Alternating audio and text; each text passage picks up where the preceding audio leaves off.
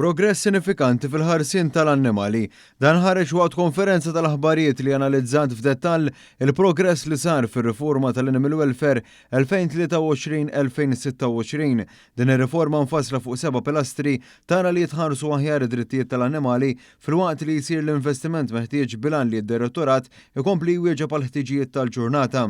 Il-kap eżekuttiv tal-Animal Welfare Joseph John Vella spjega l-għan tar-riforma. Din hija kwistjoni ta' tiġdid fejn jidħol il-kapital uman, fejn jidħol ir-riżorsi kemm bħala finanzi, kemm ukoll riżorsi bħala biex nagħtu servizzi aħjar. Illum tkellimna kif tkabbar is-servizz, kif tjiebet ir-relazzjoni tagħna mal-pubbliku. Fil-fatt fil-konferenza ġie rrimarkat kif stħarriġ mill-istatistiku Vincent Marmara wara kif il-poplu żied il-fiduċja li għandu fl-Animal Welfare. Dan frott il-ħidma li qed titella fosthom fl-integrazzjoni tal-free phone mal-linja servizz.gov fuq 153. Hawn intqal kif waqt li fl-2022 id-direttorat irċieva mal-5,000 telefonata, din is-sena s'issa diġà ntlaqgħu mal-15,000 telefonata. Miżura oħra li semmiet kienet dik li b'investiment ta' 350,000 euro 2000 cat feeder madwar il-pajjiż ibbenefikaw minn għotjiet finanzjarji biex jitimgħu ma' 36,000 attuż ta' barra.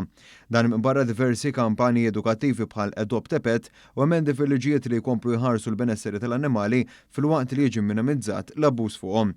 Fid-diskors tagħha segretarju parlamentari responsabbli mis-settur tas-sajd u l-akwakultura u drittijiet tal-annimali Alicia Buġejja Sajd innotat kif l-aħħar żmien irdoppja l-ammont ta' ħaddiema fid-direttorat li ġie komplementat b'żieda ta' żewġ ambulanzi.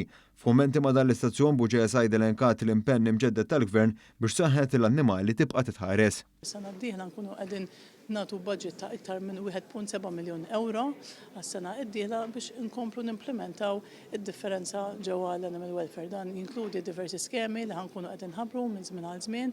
Il-Ministru Anton Refolo ringrazzja wkoll il-ħaddiema kollha tal-Animal Welfare għad-dedikazzjoni tagħhom li tmur lil hinn minn ħidmithom. Dawn jaħdmu f'ċirkostanzi illi xi kultant ikunu wkoll perikolużi għal saħħithom. U għaldaqstant ngħidulhom grazzi vera għax verament qegħdin jagħmlu xogħol imprezzabbli.